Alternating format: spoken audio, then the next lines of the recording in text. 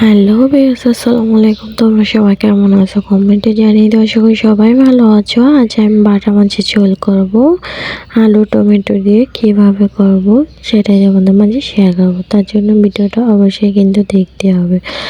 তো ভিউয়ার্স, দেরি না করে চলে আসলাম রান্নার কাজে। তো এদিকে হচ্ছে আমি কাঁচামরিচ পেঁয়াজ কুচি দিয়ে তেলে আনিয়ে একটু পানি দিয়ে তার মশলা কষানোর জন্য হলুদ মরিচের গুঁড়ো আদা রসুন বাটা দিয়ে দিলাম। তো এমন দিয়ে আমি সব পরিমাণ মতো সব কিছু দিয়ে দিয়েছি যা লাগে। আর এদিকে হচ্ছে মশলা কষিয়ে তার ভিতরে হচ্ছে আমি যে টমেটো কুচিগুলো দিয়ে দিচ্ছি। তো টমেটো কুচিগুলো দিয়ে আমি সুন্দর করে কষিয়ে নেব। যেহেতু টমেটোটা আমি একটু আস্ত করে রাখবো, যেন একেবারেও না গলে যায়, একটু আস্তে আস্তে থাকে, সেজন্য আগে টমেটোটা দিয়ে দিলাম। এভাবে নাড়াচাড়া যতটুকু গলে আর হচ্ছে যতটুকু সিদ্ধ। আর এদিকে হচ্ছে আমি ঢাকনা দিয়ে ঢেকে দিয়েছিলাম, রোদ উঠে গেছে। তো আমি নাড়াচাড়া দিয়ে দিলাম। এখন আমি এই কষানোর ভেতরে হচ্ছে কেটে ধুয়ে রেখে দিয়েছি মাছগুলো ফ্রেশ করে, সে মাছগুলো আমি তেলে মশলা কষানোর ভিতর দিয়ে দেবো। তারপর আমি মাছটাকে সুন্দর করে কষিয়ে নেব। দেখতেই পাচ্ছ মাছগুলো ধুয়ে সাদা ফাঁকা করে ফেলছি। তো মাছগুলো আমার দেওয়া শেষ। এখন আমি সুন্দর করে নাড়াচাড়া দিয়ে মশলার সাথে মিশিয়ে নেব। তো আলু টমেটো দিয়ে কিন্তু বাটা মাছের ঝোল খেতে খুব মজা লাগে। আর টমেটো দিলে কিন্তু তরকার টেস্ট স্বাদ দুইটাই দ্বিগুণ বাড়ে। তো হচ্ছে এই জন্য আমি আজ আলু টমেটো দিয়ে বাটা মাছের রেসিপিটা করলাম। তো আর একটু ঝালও দিয়েছি, যেহেতু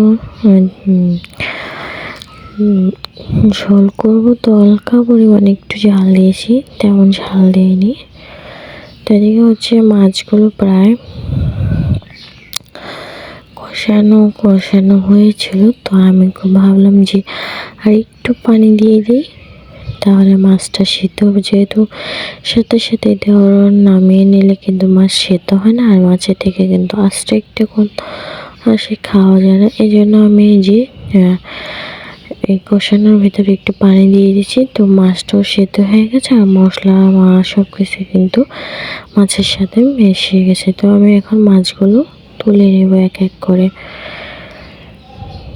মাছগুলো তুলে এই মশলার ভেতরে আছে, এই যে আমি মাছগুলো রেখে দিয়েছি তুলে, দেখতেই পাচ্ছ। তো আর আমি মশলার ভেতর হচ্ছে আলু কুচিগুলো দিয়ে দেব। আলুটা দিয়ে আমি ভালো করে কষিয়ে নেব সুন্দরভাবে।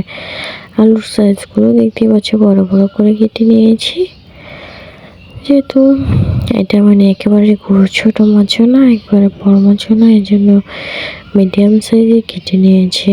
তো সুন্দর করে যে মশলার সাথে মাখিয়ে নিয়েছি। এখন হচ্ছে তপ করে আমি হচ্ছে একটু ঢাকনা দিয়ে ঢেকে দেব।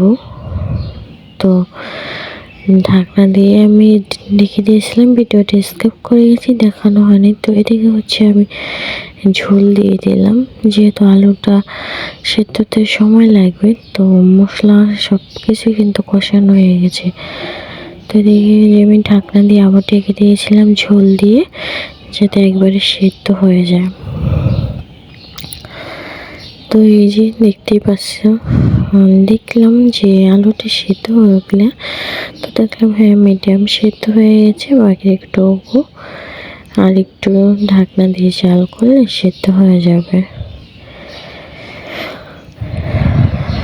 তো আমি এখন একটু নাড়াচাড়া করে দিলাম। আর হচ্ছে আবার মাছগুলো রেডি করে রেখেছি। তো এই ঝোলের ভিতরে হচ্ছে আমি মাছগুলো ছেড়ে দেব। তো এই ঝোলটা কিন্তু ফুটতেছে, তো ওই ফোটার মাধ্যমে মাছগুলো ছেড়ে দিচ্ছি মশলা সহ। তো এই মাছগুলো দিয়ে আমি এখন ঝোলের সাথে ডুবিয়ে দেব, তাহলে কিন্তু ঝোলটাও সুন্দর মাছে ঘেরানে সাথে ভরপুর হয়ে যাবে। তো এই তো ফোটাতে ফোটাতে তরকারিটা হয়ে গেল। এটা আমার তরকারির ফাইনাল লুক। ভিডিওটা ভালো